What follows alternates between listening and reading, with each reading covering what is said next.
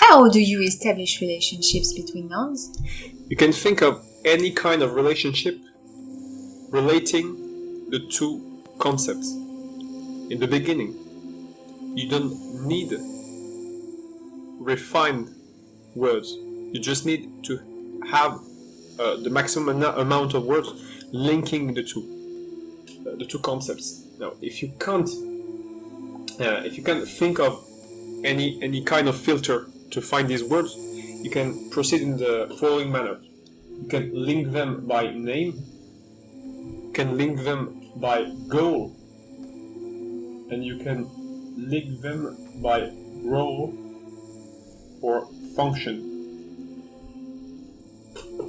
There are other type of filters. If you want, you can, for example, replace the goal by the intent or the behavior. You can replace them by the atmosphere if it's a setting or an environment. You can also link them by genre. If you already have a defined genre or a defined target emotion, and you can link them by frame. If you've already defined the frame of your story.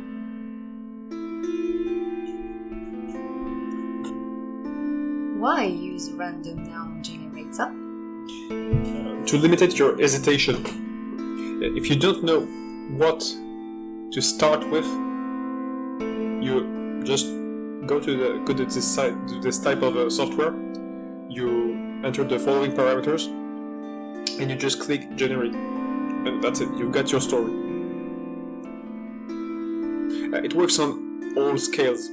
If you want to, you can input 4 words, and you've got 4 paragraphs if you're writing a poem or if you're writing a one-pager to summarize your story. You want to limit yourself to short words, so 2-syllable maximum, again to facilitate the process. And you want to select words that you can draw easily, because every time it will make things easier.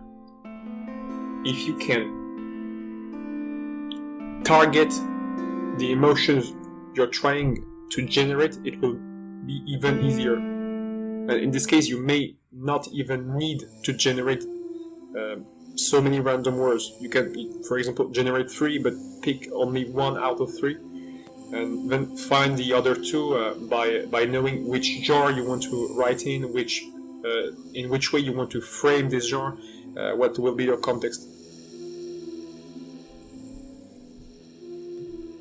Can you give us an example? Let's figure out the words patience, bathroom, and apple. Patience and bathroom, you can link them pretty easily, just by thinking about a waiting room which has the characteristics of a bathroom at the same time. Now, how do you put apple into the mixture?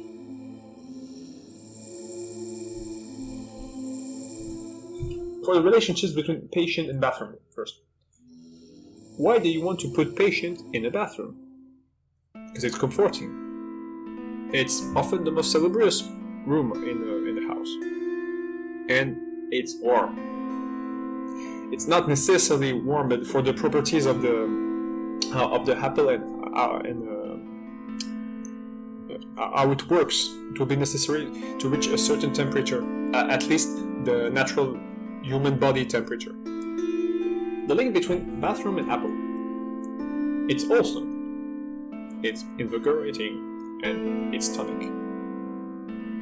Not each of them, but both of them together. And what's the link between the apple and the patient? Well, the apple itself will be the device the patients use to get results about their health condition.